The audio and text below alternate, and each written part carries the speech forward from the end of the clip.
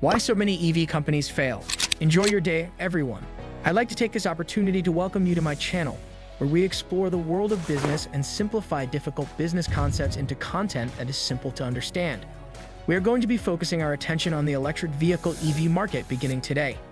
We believe that it is essential to comprehend the reasons behind the failure of a great number of electric vehicle EV enterprises, even though they have the potential to succeed. It is therefore certain that this subject will spark your attention, regardless of whether you are a business enthusiast or a potential investment. We will be uncovering the reasons behind the high failure rate of electric vehicle firms, so stay tuned for that. Better Place, an ambitious electric vehicle EV firm that became insolvent in 2013, is the subject of our first case study. Better Place was a company that aspired to revolutionize the electric car sector to make the world a better place.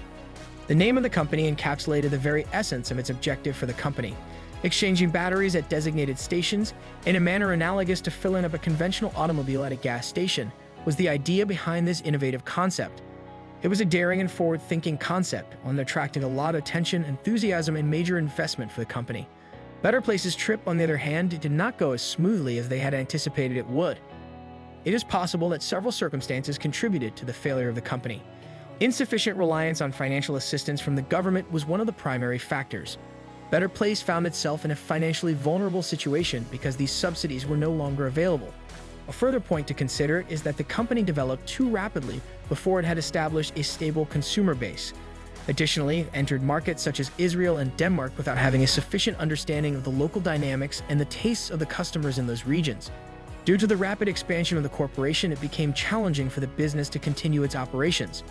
Not having a business model that could be maintained over time was probably the single most important reason that contributed to the demise of Better Place. The strategy that the company took for battery swapping required a considerable investment in infrastructure, which proved increasingly unfeasible as the company expanded.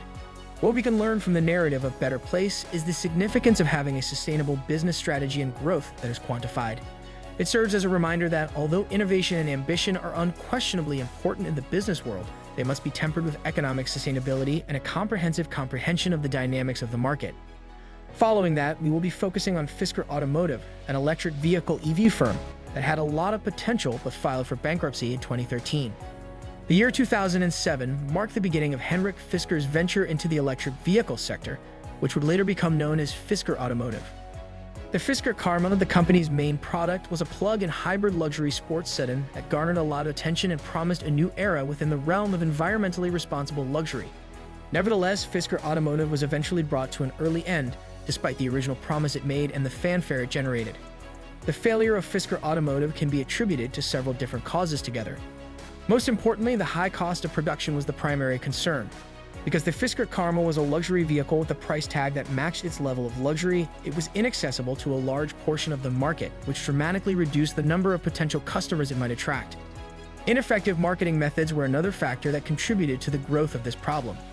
Failure on the part of Fisker Automotive to adequately communicate the value and benefits of its product to prospective buyers was a major failure. As a consequence of this lack of clear messaging, the market presence was limited and the volume of sales was low. In addition to this, Fisker Automotive experienced several mechanical problems with its automobiles. The company's reputation and the consumer's trust in its product were further damaged as a result of recalls that were issued owing to concerns regarding the safety of the batteries and customer reports of car faults. The story of Fisker Automotive serves as a jarring reminder of the difficulties that electric vehicle EV entrepreneurs must overcome. It emphasizes how important it is to not only have a product that is sturdy and dependable, but also to have marketing strategies that are efficient in conveying the value of the product. Because we have examined particular instances, let us now identify the typical errors that these and other electric car firms that have failed have committed. One of the most common errors is the absence of a business model that can be successfully maintained over time.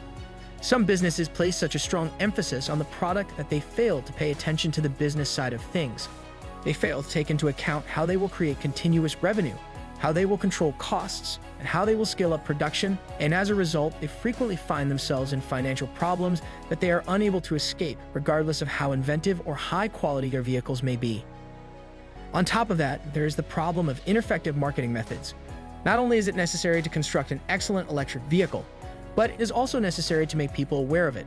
Companies that fail frequently fail to recognize the significance of having a marketing strategy that has been carefully considered. In addition to failing to differentiate themselves from other businesses in the industry, they are unable to effectively communicate the value of their product to prospective clients. In the realm of business, it is important to keep in mind that obscurity poses a greater threat than ineptitude. Furthermore, a significant number of electric car companies that have been unsuccessful have a propensity to rely substantially on subsidies from the government. Although these may provide a short-term boost, they are not a solution that can be relied upon in the long run. When those subsidies are decreased or abolished entirely, businesses that have become overly dependent on them may find themselves in a difficult situation. The last issue is that there was a failure to solve the technological problems.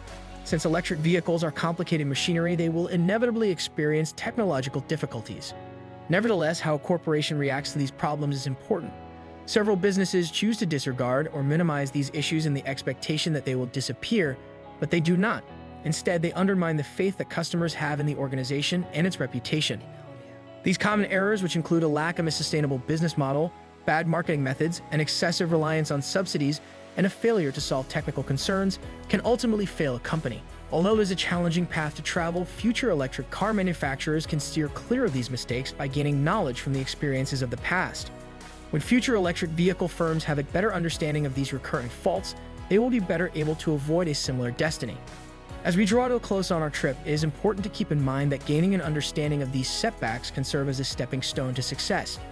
Better Place and Fisker Automotive are two firms that ventured into the electric car market, which is a field that is teeming with potential but also riddled with obstacles. We have traveled through the growth and fall of these two companies. The idea that electricity could take the place of gasoline at Better Place was, without a doubt, a commendable one.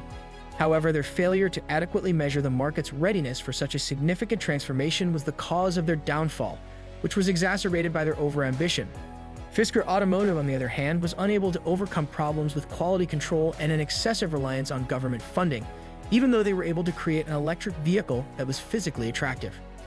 The lessons that can be learned from these case studies are extremely helpful for aspiring business owners as well as business aficionados. They highlight the significance of taking a measured approach, having a grasp of your industry, ensuring that product quality is maintained, and the requirement for a practical financial strategy that does not rely exclusively on finance from outside sources. On the other hand, let us not forget that even though these businesses may have made mistakes, they have also opened the road for others to learn and develop. They brought to light potential hazards, and as a result, they have made the way more transparent for those who are more courageous enough to follow in their footsteps. Thanks for watching. If you enjoyed this video and found it helpful, don't forget to give it a thumbs up. Make sure to subscribe and hit the notification bell so you never miss out on our latest content. Feel free to drop a comment below with your thoughts or any topics you'd like us to cover next. Until then, keep learning, stay curious, and we'll see you in the next video.